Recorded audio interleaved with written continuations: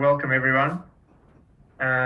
It might be an idea if you do have some background noise before we start, just to put yourself on mute. But if you don't have background noise, that's all right. And if you have any questions at all throughout, you can ask, or ask them at the end, or post them on the Facebook page, and we can answer them from there. But this is just a short little presentation just to give you some assistance with all that's happening with mental health. And as we all know, it's just a huge time at the moment of some huge big change and uncertainty about what's happening in the future, what's happening currently, and what's going to happen in the future. And I suppose it's just going to be something about some resilience, just a few tips I can go through that might be able to help in the coming weeks, months, or and the foreseeable future. So this is more, like I said, about resilience. And when we talk about resilience, is sometimes things happen, they're out of our control, or they might be in our control, things we might have done, unfortunately, some behaviours that we might have done ourselves, but a lot of the time it's things that's out of our control, and it's very hard to come back from that sometimes. And when we talk about resilience, sometimes we tend to not know what to do in those times when resilience is a word that's thrown around, but we're trying to here give some concrete sort of behaviours which you can use to help to keep yourself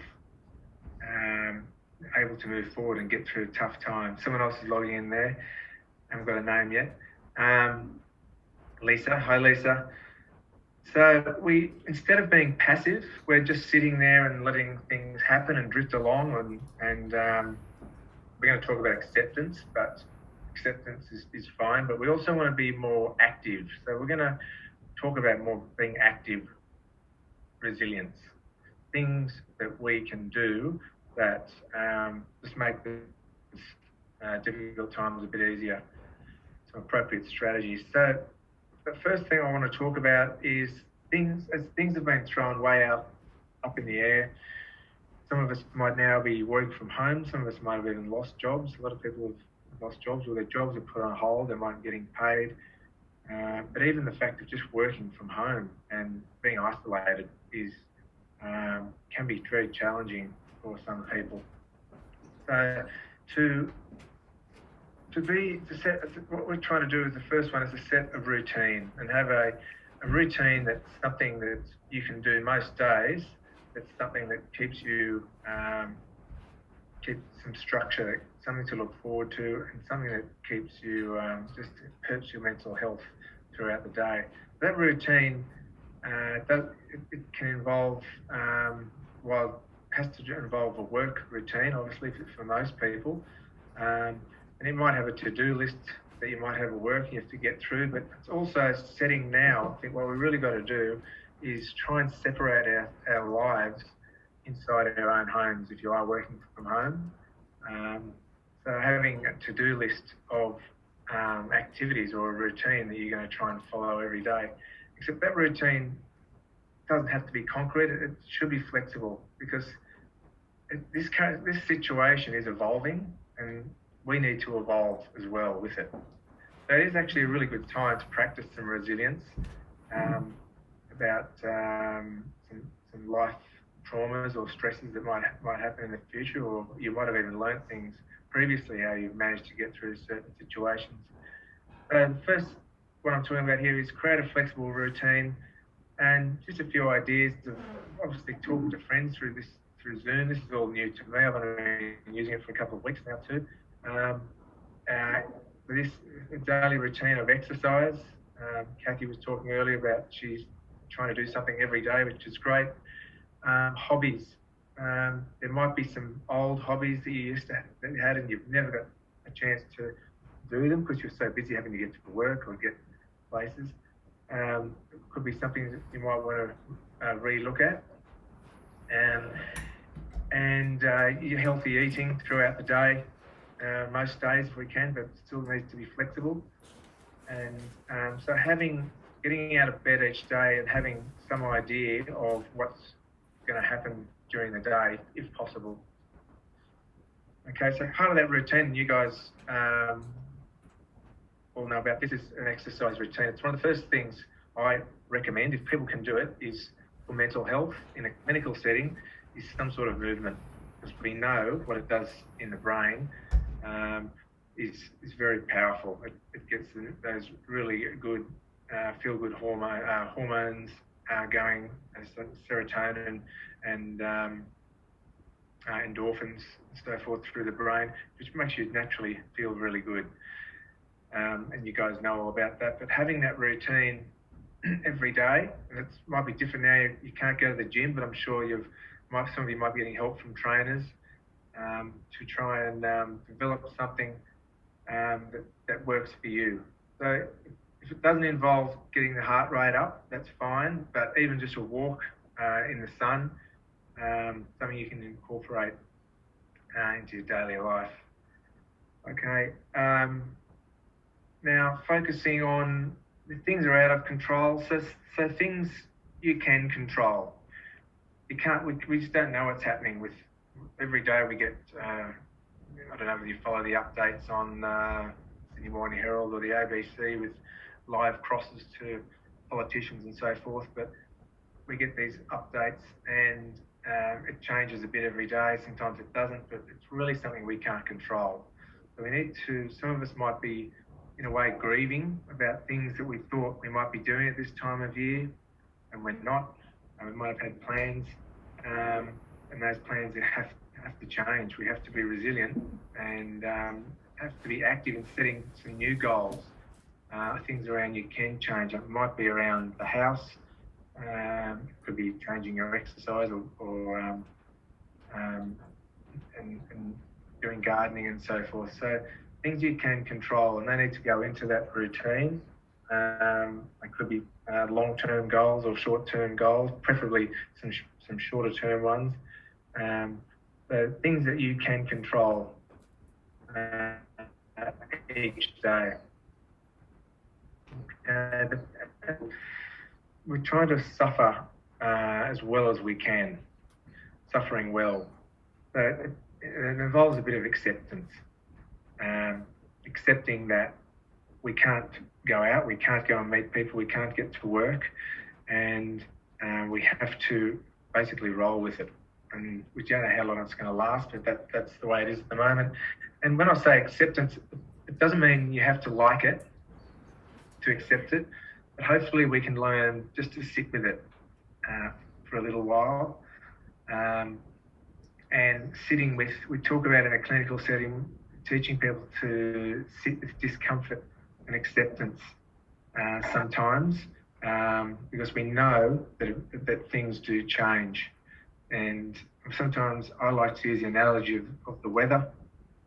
We know that when it rains, it generally doesn't rain for long.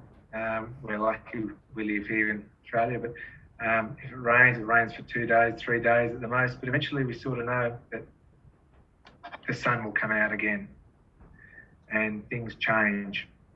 Recognizing that we do get rainy days and sometimes we get them for 2 to 3 days in a row, but having that insight that it's the sun's going to come out again soon.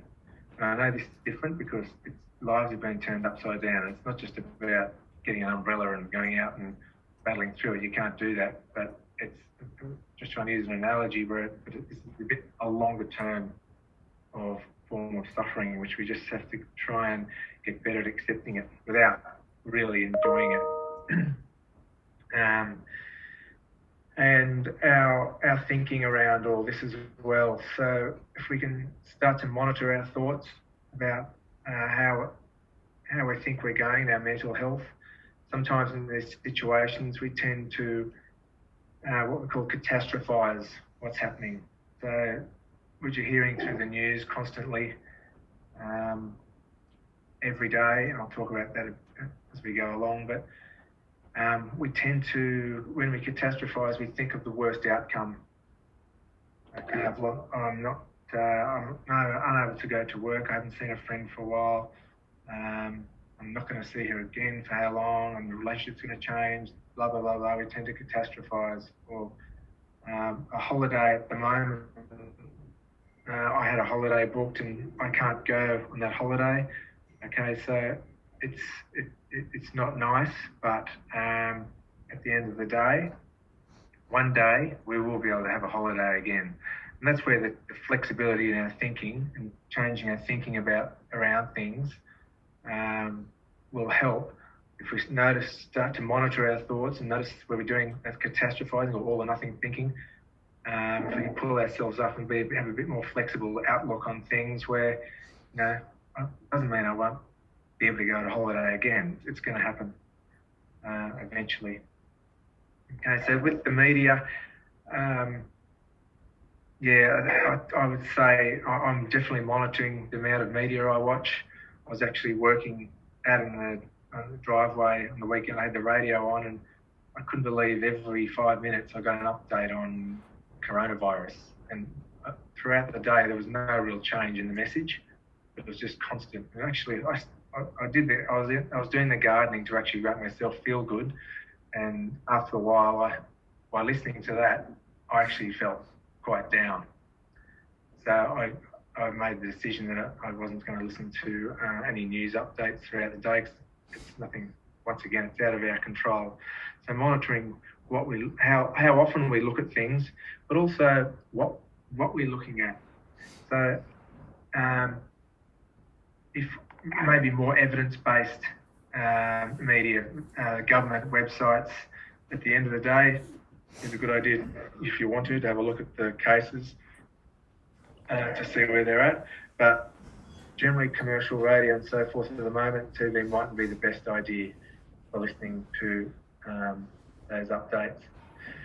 We're going to get a huge range of feelings and emotions. And like the weather, feelings, they fluctuate generally throughout the day. And that's all part of being human, is to have those feelings. They do serve a purpose, but we need to monitor them there as well. So maybe a good idea of an active, resilient type of thing is to maybe check in every few hours or maybe twice a day on maybe a scale of 1 to 10 to see how you're feeling at the moment. Are you feeling anxious? Are you feeling down? Are you feeling good? Are you surprised? And just learning to notice those feelings and how they can fluctuate during the day. It might give you an idea of where you're at and how you should be prioritising your mental health. Maybe I need to go for a run. Maybe I need to go and play my guitar or do the gardening. So a little active part there is to just develop a scale, and it's just good to notice how often those feelings fluctuate. Okay, and that 1 to 10 scale, it might be a time when you might want to develop more support networks with friends using Zoom or something, or a phone call, WhatsApp or something, about checking in with a buddy. Have a check-in buddy that you can check in with once a day. When maybe you're at about an 8 or a 9 at that time, and just checking in to chat. It does. We're being physically isolated. I don't really like the word socially isolated. We're being physically isolated. That's all. So we can still talk to people from a distance. We can talk over the phone and use these sorts of technologies to still, reach out and talk to people. If you're working from home, this is important, is to organise the house into arrangements. It might need to, or a unit or whatever you're living in, but try and have some sort of sections in the house. So we're creating, generally going to work, then going to the gym, going to meet a friend, going to dinner, coming home. We have all these activities throughout the day that we're just realising now how important they are for us to have a variety of activities. But being stuck in in the house is very isolating and can seem a bit dysfunctional. So creating space as a workspace and your eating space and your rest space, your TV space, depending on the size of your place. But we don't really want to be working from our bedrooms. That's one thing, is we know that it really does affect sleep. And as we know also through research with mobile phones in bed, that it really does affect sleep, not only through it does through the light that you get through your eyes, but also you then, if you do have sleep difficulties, because the melatonin levels are affected by the light, and over repetition, over a period of time, then you associate the bed with not sleeping. The same with working in the bedroom. Spending too much time in that space where it has sort of dual purpose isn't probably the best way to do it at the moment. So having just your bed for sleeping and having your workstation separate is probably a better way to organise your living space at the moment. I mentioned routine earlier on, but some sense of achievement. If it's not something that's not work related, that you can do each day. It might be something you start, like I mentioned, hobbies, music or art and craft, or something around the house, or something, some sort of form of achievement each day, or joyful activity you enjoy doing. These things don't need to go for 5 minutes, 10 minutes, each little thing, but it's something to keep you moving, keep your mind going. And a gratitude diary is one thing that we know through research, particularly in a clinical setting, writing down each day a few things that you're grateful for really does increase our well-being and life satisfaction. So it can be something like, I'm grateful today for something I accomplished, and list what it was, or I'm proud of myself because today I did this, or I smiled today when I did this, or so-and-so said that. So just 3 things each day that you're grateful for really does help with mental health. And professional help is available as well. Telehealth is now, the government has now allowed more access to telehealth. We do it at Lifeline, and visiting the GP if you can, and going down that route to seek professional help. And it will also really help at this time. Okay, so it's in summary, it really is a time where the 2 big things is lack of control that we have at the moment, and becoming more accepting that it is out of our control. But in that acceptance doesn't mean we're passive. So we need to be active and start organising our lives, because things have changed. Being stuck in the past and thinking, oh, I could have been doing this, I could have done that, or I missed certain activities, going to the library, whatever it is. We probably need to move on from that and accept that this could be going on for a bit longer. And acceptance doesn't mean sitting there and not doing anything. So being active and changing your lives in that way. And at the same time, have flexibility about it.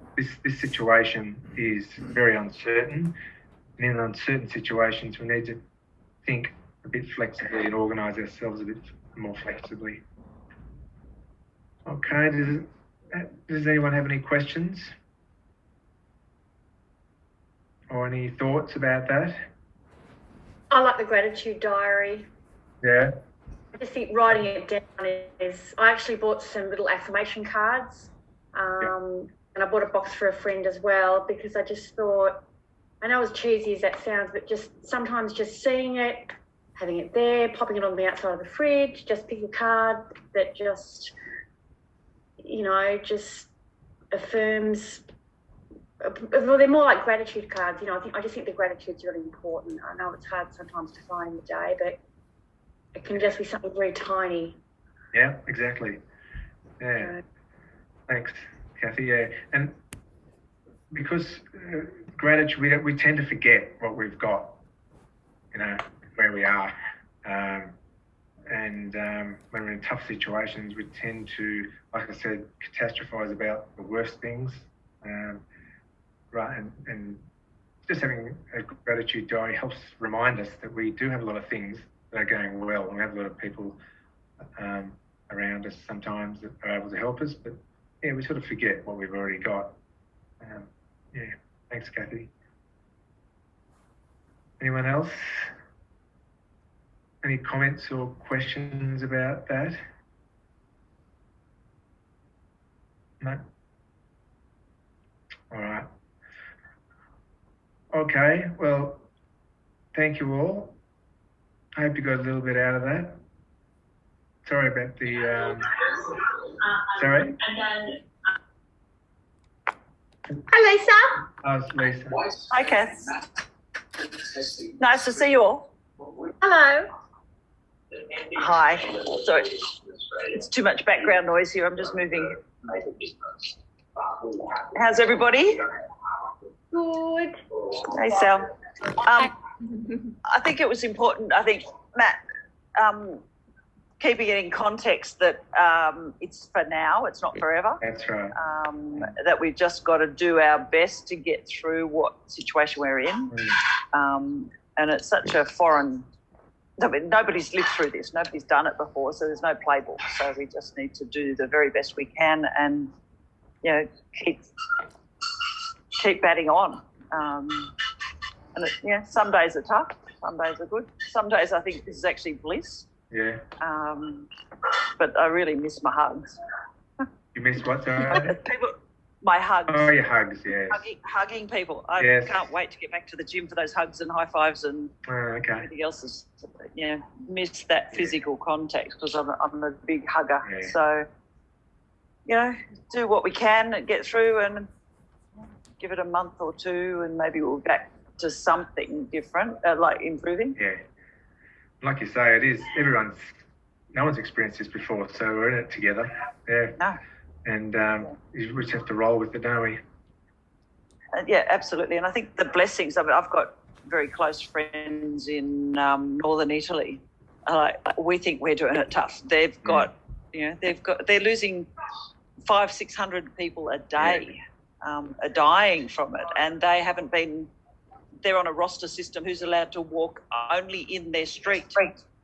Wow. They can't walk anywhere else. They can only go up and down their street. They've all got trackers. And, we're relatively free compared to what they are. So I think the blessings that we have, that we can still go for a walk on the beach and things, it's really important to see that life's not that bad, I guess. Yeah. Yeah, with the lucky country, being isolated as a country has probably helped us in this situation as well. Yeah. There are very big advantages of being an island. Yeah. Although Tasmania, maybe not so right now. No. Yeah. It's a bit tough down there. Yeah. Thanks, Matt. I've got to go. Yeah, thanks, Family's Lisa. beckoning. All right. Thanks very much. See you later.